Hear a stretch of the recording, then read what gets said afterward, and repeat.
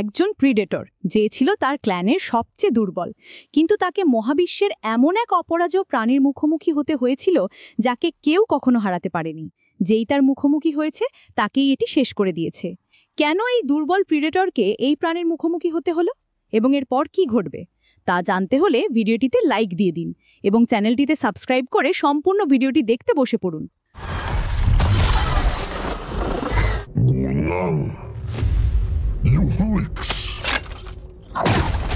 শুরুতে আমাদের বলা হয় যে প্রিডেটররা, যাদের আসলে যোদ্ধা বলা হয়, তারা কারো শিকার হয় না, তাদের কোনো বন্ধুও নেই, তারা কেবলই শিকারী, এবং এটাই তাদের যোদ্ধা অর্থাৎ তাদের গোত্রের নিয়ম।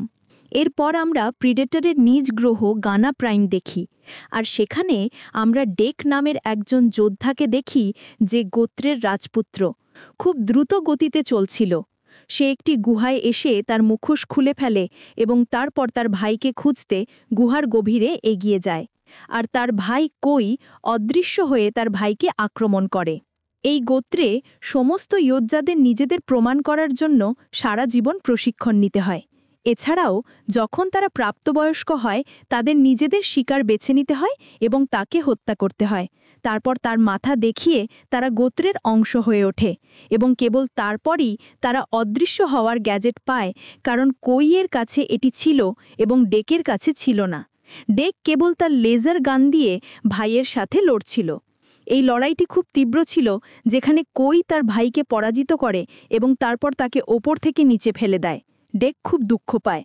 আসলে ডেক অন্যান্য যোদ্ধাদের তুলনায় আকারে অনেক ছোট এবং এই কারণে তার বাবা নাজর তাকে খুব দুর্বল মনে করেন। তারপর ডেক তার ভাইয়ের সাথে প্রশিক্ষণ নিতে ফিরে আসে এবং তারা দুজনেই আবার লড়াই শুরু করে। কয়েক ঘন্টা পর কই তার কক্ষে যায়, যেখানে আমরা কইয়ের শিকার করা প্রাণীদের মাথার খুলি দেখতে পাই। সে সেখানে অনেক নতুন অস্ত্রও তৈরি করে। কই তার ছোট ভাই ডেককে খুব ভালোবাসে।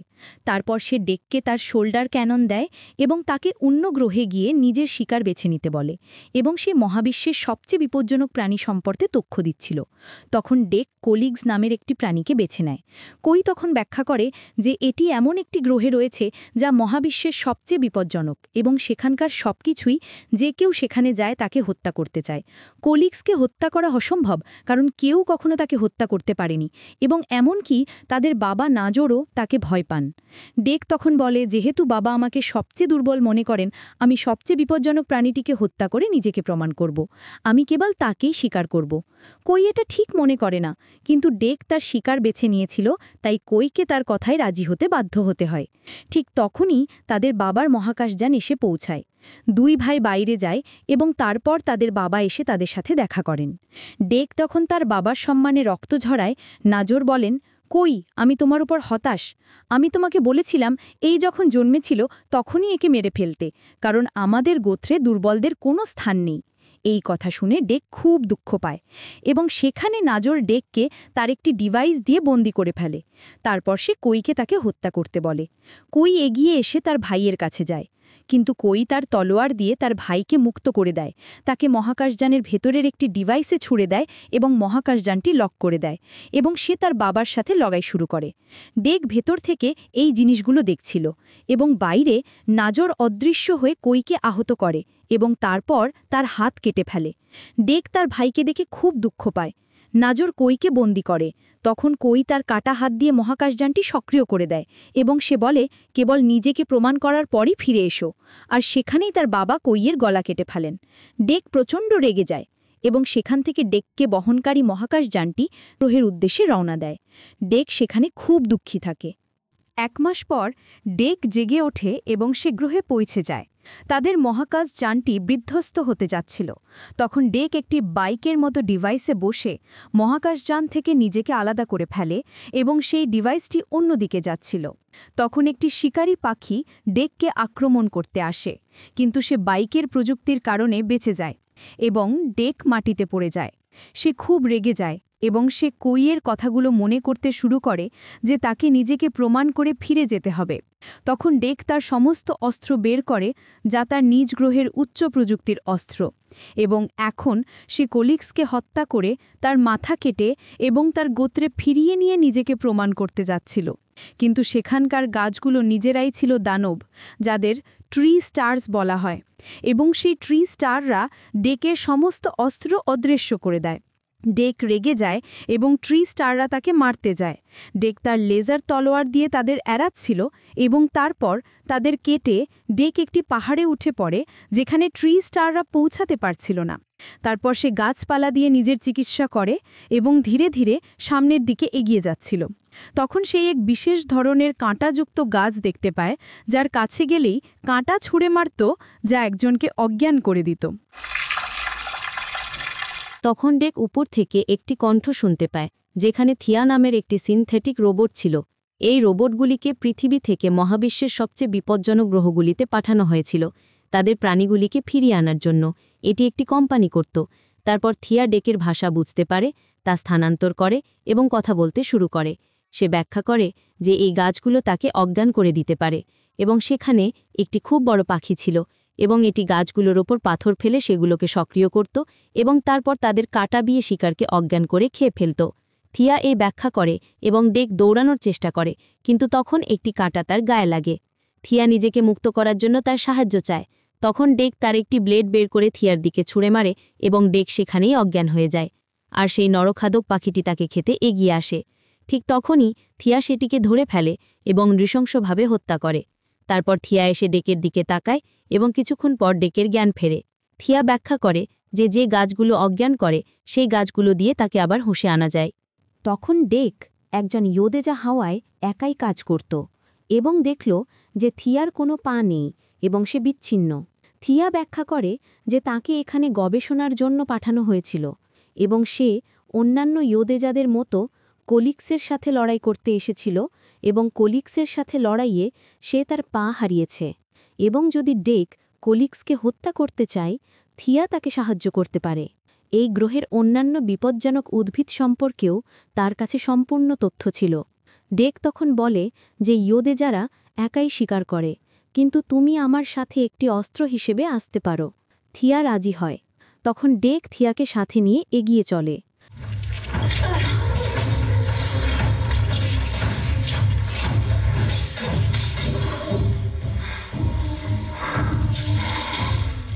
রাতে তারা দুজনেই একটি গুহায় থামে।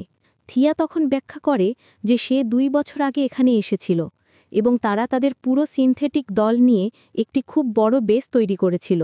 কিন্তু 13 দিন আগে তারা কোলিগসের সাথে লড়াই করতে গিয়েছিল, যেখানে কোলিগস একাই তাদের পুরো সেনাবাহিনীকে নিশ্চিহ্ন করে দিয়েছিল। আর তার মতো টেসা নামে আরেকজন সিনথেটিক রোবট আছে, এবং তারা দুজনেই তাদের পুরো সিনথেটিক সেনাবাহিনীর নেতৃত্ব দিত। তাদের দুজনকেই আবেগ দেওয়া হয়েছিল যাতে তারা এখানের প্রাণীগুলোকে বুঝতে পারে এবং দ্রুত বন্দী করতে পারে। আর টেসা বুড়িভাবে আহত হয়েছিল এবং সে এখন কেমন আছে থিয়া জানত না। কোলিগসই তাদের সবাইকে এভাবে আহত করেছিল। তখন ডেক ঘুমিয়ে পড়ে এবং থিয়া হাসতে শুরু করে। থিয়ার বিশ্বাস ছিল যে টেসা এখনও বেঁচে আছে। অন্যদিকে আমরা টেসাকে দেখি, যে গুরুতর আহত ছিল, এবং একটি রোবট তাকে তাদের বেসে নিয়ে এসে একটি ডিভাইসের ভেতরে রেখে দেয়। তখন টেসা সেই ডিভাইসের ভেতরে পুনরায় সক্রিয় হয় এবং তার সমস্ত তথ্য পরীক্ষা করা হয়। তখন টেসা থিয়ার জন্য খুব চিন্তিত ছিল। তখন তার বস, যাকে তারা মাদার বলে, টেসার সাথে কথা বলতে শুরু করে এবং টেসাকে তার মিশন যেভাবেই হোক সম্পন্ন করতে বলে, নতুবা তাকে নিষ্ক্রিয় করে দেবার হুমকি দেয়। তখন টেসা থিয়ার কথা জিজ্ঞেস করে। মাদার তাকে বলেন যে সে একজন ইয়োদেজার সাথে আছে।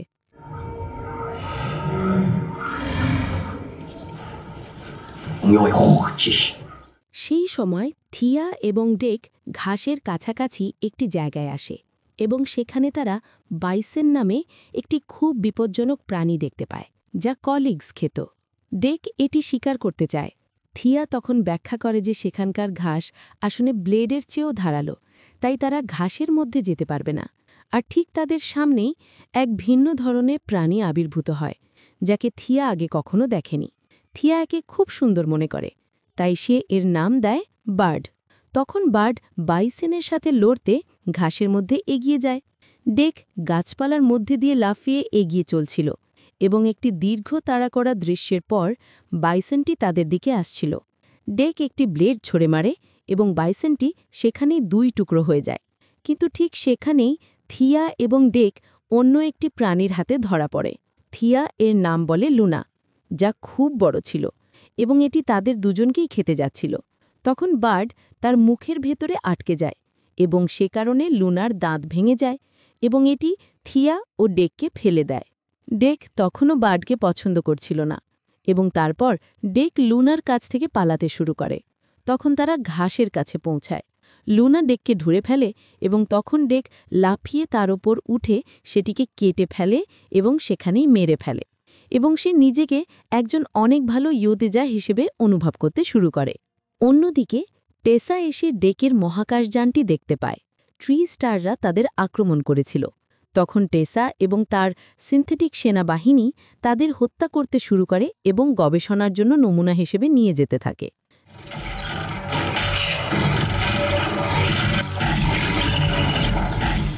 থিয়া বার্ডের প্রশংসা করছিল কারণ তারা দুজনে মিলে তাকে বাঁচিয়েছিল। ডেকও তাদের সাথে মজা করছিল এবং ডেক বার্ডকে খাবার দেয়।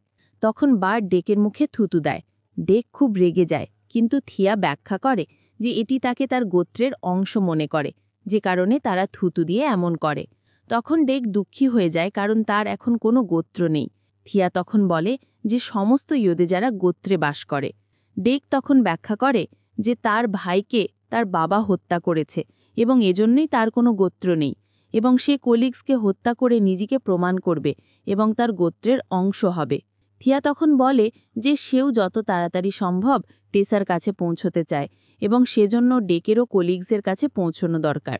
ডেক তখন বলে, তুমি যেভাবে কথা বলছো তাতে মনে হচ্ছে তুমি টেসাকে তোমার বোন মনে করো। থিয়াও তাই অনুভব করে এবং সে খুব ভালো বোধ করে এবং টেসাকে বুঝতে শুরু করে।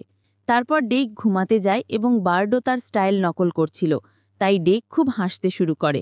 ততক্ষণে টেসা এসে ডেকের মহাকাশযানটি খুঁজে পেয়েছিল এবং ভেতরে গিয়ে সে শিকার করা প্রাণীদের মাথার খুলি দেখছিল এবং তার সাথে সে সেখানে গোত্রের অনেক অস্ত্র খুঁজে পায়, যার মধ্যে শোল্ডার ক্যানানও ছিল। সে সেখানে আইস বংও খুঁজে পায় যা যে কোনো দেহকে সম্পূর্ণ বরফে জমিয়ে দিতে পারে। টেসা এগুলোকে খুব দরকারি মনে করে। অন্যদিকে ডেক থিয়াকে তুলে নেয়। সে তখনও তাকে একটি অস্ত্র হিসেবেই মনে করত, কারণ সে বার্ডকে ছাড়া একাই শিকার করতে চেয়েছিল। তাই তারা দুজনেই কলিগসকে খুঁজতে রওনা দেয়। তখন তারা দুজনেই একটি জলপ্রপাতের কাছে এসে গোসল করছিল। তখন ডেক সবকিছু দেখে কলিগসকে মারার কথা বলছিল। থিয়া জিজ্ঞেস করে কেন তার বাবা তার ভাইকে হত্যা করেছে।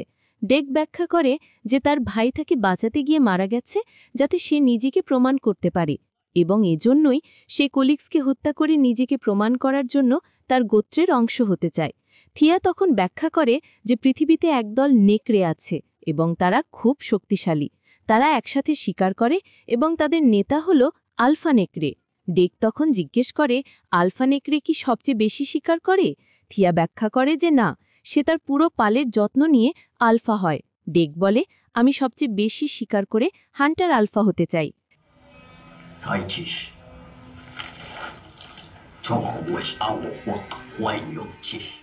তারপর সে থিয়াকে নিয়ে এগিয়ে যায় এবং দীর্ঘ যাত্রার পর তারা দুজনেই এমন একটি জায়গায় পৌঁছায় যেখানে অনেক মৃত সিনথেটিক রোবটের দেহ পড়েছিল।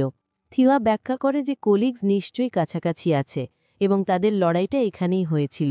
আর ঠিক সেখানেই থিয়া তার কাটা পাগুলোও খুঁজে পায়।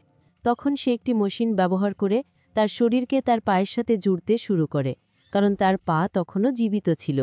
আর এখন ডেক থিয়াকে তার বন্ধু হিসাবে ভাবতে শুরু করেছিল, কারণ সে এখন নিজেকে প্রমাণ করে তার গ্রহে ফিরে যেতে চেয়েছিল। থিয়া বলে ডেক তোমার এখান থেকে চলে যাওয়া উচিত, কারণ আমি আমার লোকদের এখানে ডেকেছি এবং তুমি কলিগসকে মারতে পারবে না, কারণ এটি খুব বিপজ্জনক। ডেক তখন বলে থিয়া তুমি আমার সাথে বিশ্বাসঘাতকতা করেছ। থিয়া তখন বলে এটি তোমার ধারণার চেয়ে অনেক বেশি বিপজ্জনক এবং আমরা পুরো সেনাবাহিনী নিয়েও একে মারতে পারিনি, আর যদি তুমি এর সাথে লড়াই করো তুমি মারা যাবে। ডেক তখন বলে আমি সম্মানের সাথে এখানেই মরতে পছন্দ করব, আর যদি তোমার বোনের কেউ আমার পথে আসে আমি তাদেরও সবাইকে মেরে ফেলব। তারপর ডেক সেখান থেকে বেরিয়ে আসে এবং গ্যাস দেখতে পায়। ডেক তখন সেখানে একটি বিশাল বিস্ফোরণ ঘটায় এবং কলিগসের সাথে তার তলোয়ার নিয়ে যুদ্ধ করতে প্রস্তুত হয়। ঠিক তখনই কলিগস সেই জায়গায় এসে পৌঁছায়। ডেক তার সাথে লড়াই করার জন্য চিৎকার করতে শুরু করে। থিয়ার পা দুটি তখনও জোড়া লাগছিল। তাদের দুজনের লড়াইয়ের মধ্যে কলিগস ডেগের তলোয়ারটি কেটে ফেলে। তখন ডেগ এগিয়ে যায় এবং ভাঙা তলোয়ার দিয়েই কলিগসকে আহত করতে থাকে এবং সে কলিগসের ল্যাজ কেটে ফেলে।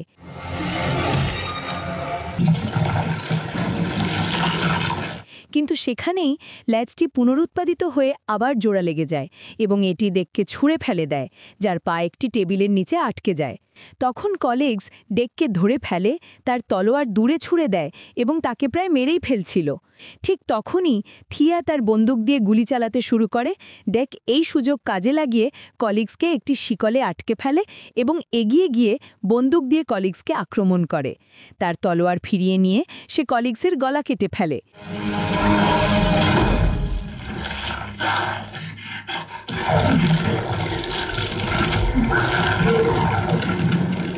কিন্তু সেখানেই তার গলা আবার জোড়া লাগতে শুরু করে এবং কলিগস আবার জীবিত হয়ে ওঠে এবং এইবার এটি ডেককে ধরে ফেলে এবং তাকে খেতে উদ্যত হয়।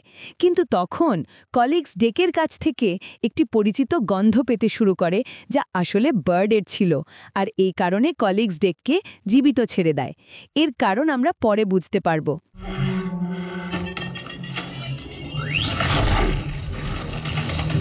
ঠিক সেখানেই থিয়া একটি আইস বোম ছুঁড়ে মারে, যার ফলে কলিগসের শরীর বরফে জমে যায়, সাথে ডেকও, এবং তারা হিমায়িত হয়ে যায়। তখন টেসা তাদের সবাইকে বেসে নিয়ে যাওয়ার জন্য রওনা হয়। কিছুক্ষণ পর ডেকের জ্ঞান ফেরে। সে বাঁধা অবস্থায় ছিল এবং টেসা থিয়াকেও সেখানে বন্দি করে রেখেছে। ডেক টেসাকে চিনতে পারে।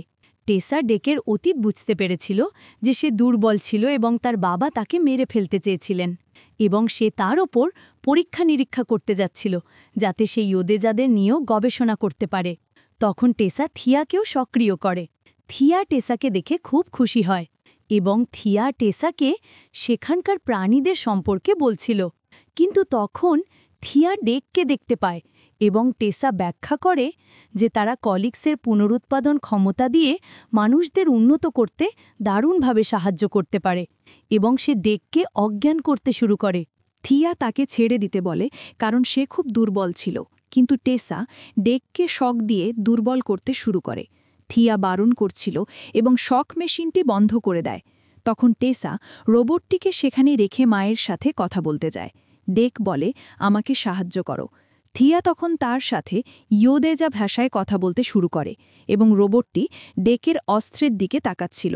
থিয়া তখন রোবটটিকে একটি নির্দিষ্ট অস্ত্র ব্যবহার করতে বলে, যেটা ছিল একটা বোমা, এবং এটি রোবটটিকে টুকরো টুকরো করে দেয়। তখন থিয়া ডেককে মুক্ত করে এবং মহাকাশ যানটি খুলে দেয়। ডেক সেখান থেকে লাফিয়ে পড়ে এবং টেসা এসে তার সৈন্যবাহিনী নিয়ে থিয়াকে ধরে ফেলে। ডেক অনেক নিচে একটি জলপ্রপাতে গিয়ে পড়ে। জলপ্রপাতে পড়ার পর ডেক সেখান থেকে বেসে পৌঁছায়, যা খুব বড় ছিল, এবং ডেক দূর থেকে তা দেখছিল। তারপর ডেক এসে তার মহাকাশ যানটি দেখতে পায়, যেখানে শুধু নিরাময়ের গ্যাজেটগুলোই অবশিষ্ট ছিল। ডেক নিজেকে সারিয়ে তোলে এবং মহাকাশ যানটি তখনও সক্রিয় ছিল এবং সে সেখান থেকে অন্য গ্রহে যেতে পারত। কিন্তু এখন সে তার বন্ধুদের বাঁচানোর সিদ্ধান্ত নেয়, কিন্তু এখন তার কাছে কোনো অস্ত্র ছিল না। তার কাছে শুধু তার ভাইয়ের পুরনো মাস্কটা ছিল। তখন ডেকের তার ভাইয়ের সাথে ঘটে যাওয়া সব কথা মনে পড়ে।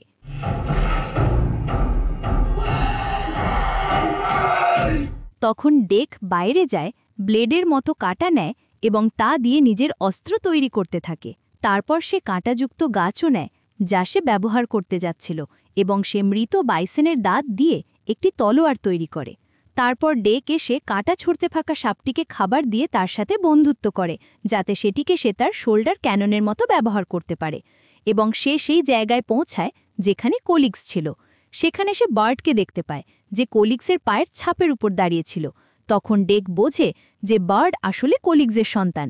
তখন ডেক বার্ডের উপর থুতু ফেলে এবং তাকে তার ক্ল্যানের অংশ করে নেয়, এবং সেখান থেকে সে এসে থিয়ার পা দুটিকে মুক্ত করে, যা বেসের দিকে হাঁটতে শুরু করে। তখন ডেক এবং বার্ডও সেখানে যাওয়ার জন্য প্রস্তুত হয়।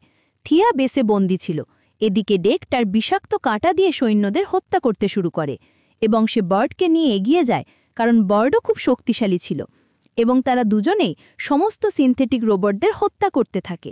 ততক্ষণে থিয়ার পা দুটি এসে পৌঁছেছিল এবং থিয়াকে মুক্ত করেছিল, এবং তারা আগত রক্ষীদের হত্যা করতে শুরু করে। তাদের জুটিও খুব বিপজ্জনক ছিল এবং তারা রোবটগুলোকে কিমা করতে শুরু করে।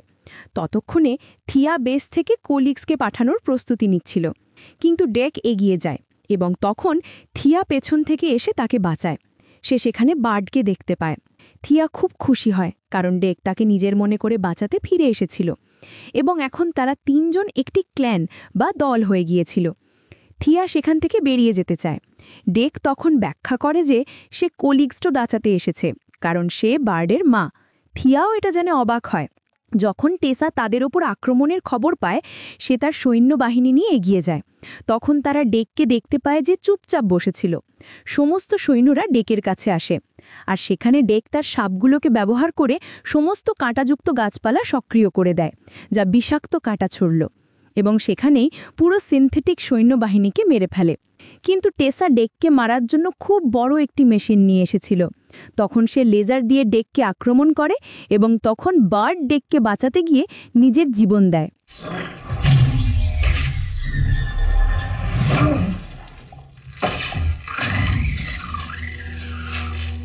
ডেক ক্ষিপ্ত হয়ে ওঠে।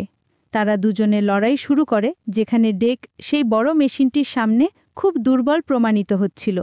এদিকে থিয়া কোলিক্সকে মুক্ত করার জন্য তার আই স্ক্যানার ব্যবহার করে, কিন্তু সে তালা খুলতে পারে না। তখন একটি রোবট তাকে ধরে ফেলে, কিন্তু থিয়া সেটিকে মেরে ফেলে এবং সেটির চোখ দিয়ে কোলিক্সের বাক্স খুলতে যাচ্ছে। ততক্ষণে ডেক মেশিনটির থেকে লুকিয়ে পড়ে এবং সে মেশিনটির উপর ঝাঁপিয়ে পড়ে ও টেসাকে মারার চেষ্টা করে, কিন্তু সে মেশিনের কাজ ভাঙতে পারে না এবং টেসা ভেতরে সুরক্ষিত থাকে। ঠিক তখনই কোলিক্স এসে মেশিনটিকে আক্রমণ করে। টেসাও এতে ভয় পায় না। তখন সে কোলিক্সের সাথে লড়াই করছে এবং একটি ব্লেড দিয়ে কোলিক্সকে কাটতে যায়। তখন ডেক মেশিনটি ভাঙতে শুরু করে এবং এর কাটারটি নষ্ট করে দেয়। সেখানে টেসা আবার কোলিক্সের দিকে তার বর্ষা ছোড়ে, কিন্তু এবার ডেক তার বর্ষাটি ব্যবহার করে মেশিনটিকেই জমিয়ে দেয়।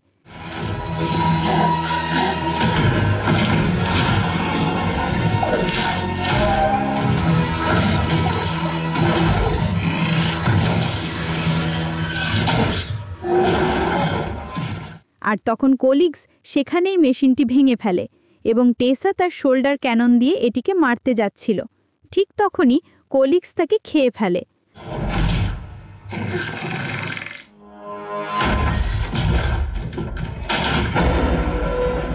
আর তখন ডেক, থিয়া এবং বার্ড এসে তা দেখে এবং কোলিক্স তার ছেলের সাথে থাকতে পেরে খুব খুশি হয়।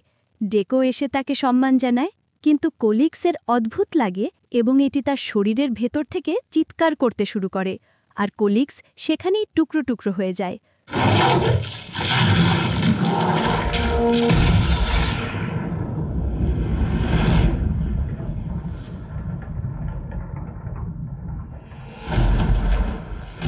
কারণ টেসা ভেতর থেকে এটিকে মেলে ফেলেছিল, আর এটা দেখে বার্ড খুব দুঃখ পায়।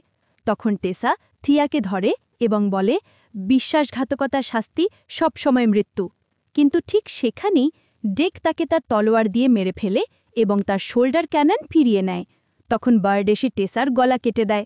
ডেক খুব খুশি হয় এবং বার্ডকেও সম্মান জানায়। তখন থিয়া বলে, এখন তুমি একজন সত্যিকারের ইয়োদেজা হয়ে গেছো। ডেক বলে, এখনও পুরোপুরি হয়নি।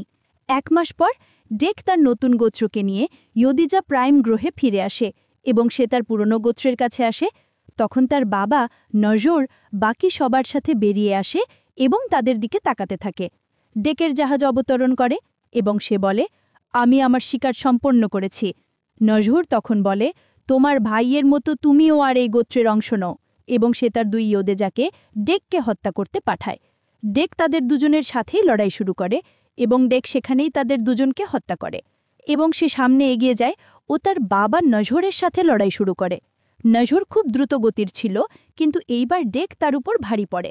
তখন নজর অদৃশ্য হয়ে যায় এবং ডেককে আক্রমণ করতে শুরু করে, কিন্তু ডেকও সম্পূর্ণ প্রস্তুতি নিয়ে এসেছিল। তখন ডেক মহাকাশযান থেকে কুয়াশা ছড়াতে শুরু করে এবং তখন নজর তার কাছে দৃশ্যমান হয়ে ওঠে। ডেক তাকে দেখতে পায়, তাকে প্রচণ্ড মারধর করে এবং সেখানেই তার হাত কেটে ফেলে এবং তারপর সে তাকে একটি জালে আটকে ফেলে এবং তার মুখোশও খুলে ফেলে। তখন নজর বলে, তুমি প্রমাণ করেছ যে তুমি আমার মৃত ছেলের চেয়েও বেশি সাহসী এবং তুমি জীবিতও আছো, আর এবার তুমি এই গোত্রের অংশ হতে পারো। ডেক তখন বলে, আমার নিজের গোত্র আছে। আর ঠিক তখনই বার্ড আসে এবং নজরের মাথা খেয়ে ফেলে। সে 1 মাসে বেশ বড় হয়ে গিয়েছিল, আর থিয়াও তাদের সাথে এসেছিল। তারপর ডেক তার বাবার কাটা হাত থেকে অদৃশ্য হবার যন্ত্রটি নেয় এবং নিজের গায়ে পড়ে, আর সেও এখন অদৃশ্য হতে পারে। আর সে খুব খুশি নিজেকে প্রমাণ করে এবং তার ভাইয়ের প্রতিশোধ নিয়ে। কিন্তু তার গোত্রের লোকেরা খুব রেগে থাকে এবং তারপর একটি বিশাল বড় মহাকাশযান এসে পৌঁছায়। থিয়া জিজ্ঞেস করে যে এর ভেতরে তার বন্ধুরা আছে কিনা। ডেক লড়াইয়ের জন্য প্রস্তুত হয় এবং বলে, মহাকাশযানের ভেতরে আমার মা আছেন। আর এরই সাথেই চমৎকার গল্পটি শেষ হয়, যা দ্বিতীয় পর্বের ইঙ্গিত দেয়। তো আপনাদের এই গল্পটি কেমন লাগলো অবশ্যই আমাকে কমেন্ট সেকশনে জানাবেন, কারণ আমি এটা নিয়ে আপনাদের সাথে কথা বলার জন্য খুবই আগ্রহী।